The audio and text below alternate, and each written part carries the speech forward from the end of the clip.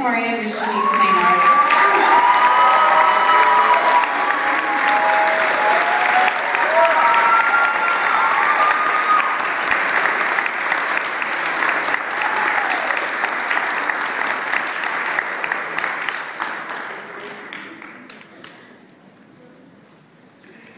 Thank you, Ms. Gatlin.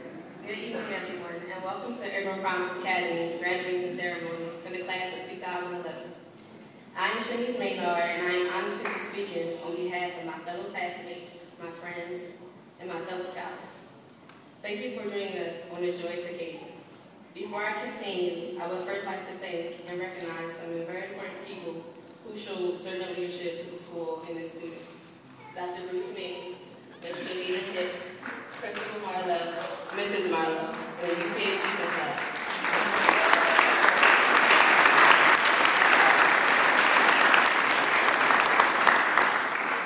You folks are truly amazing. I am blessed to have been a participant in the organization as a student, and when I graduate, I plan to return as an alumni.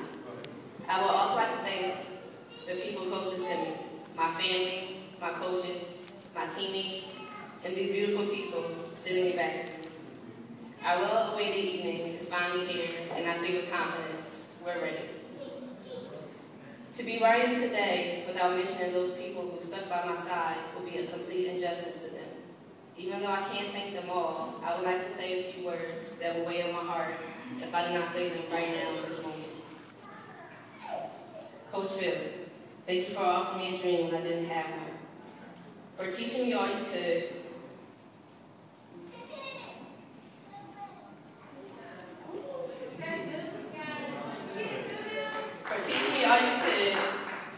from the perspective of a father.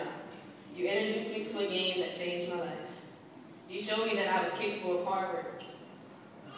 You showed me how tough I was. You brought out toughness, will, and determination that lied dormant inside of me. Sorry. Not only are you a great coach, but you've been a great dad. Thank you for keeping the promise you made to me 4 years ago. I love you, Nay, Miss T, and the babies. To my mom, I know that you're very proud of me right now. As I've grown, I've become to realize a lot of things. I realize now that you are truly the strongest woman I know. You sacrifice so much. You try to do so much for us, and I want to take the opportunity now to tell you that I'm grateful and I appreciate it.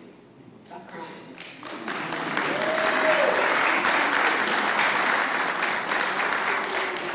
Thank you for loving me, for teaching me, for turning me into a young lady that is standing before you. I promise that I will care for you as long as I'm alive. I love you.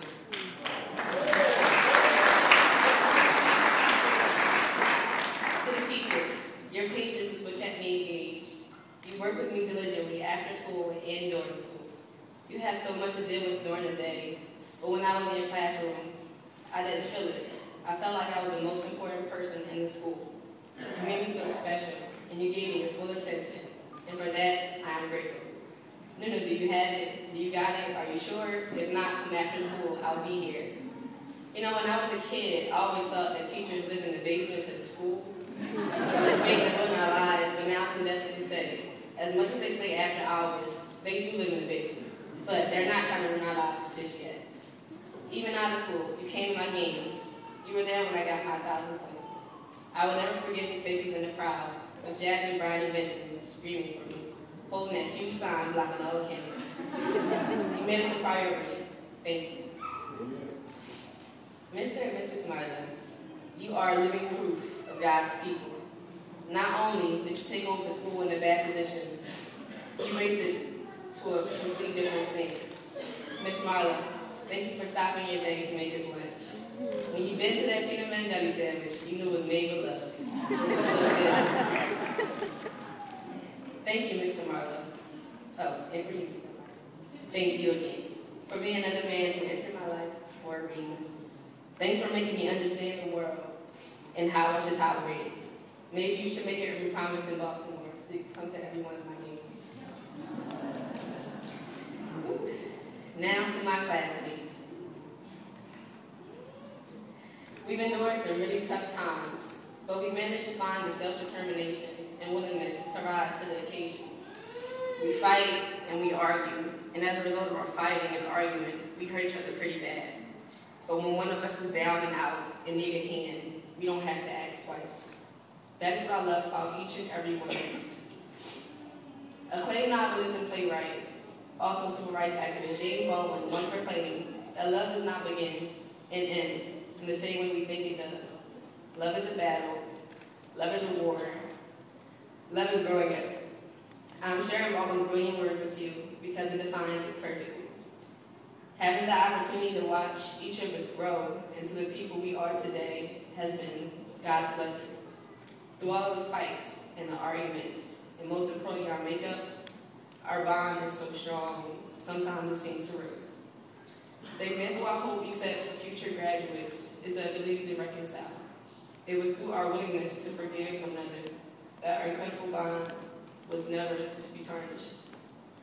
This graduating class of 2011 is filled with resilience, pride, and determination.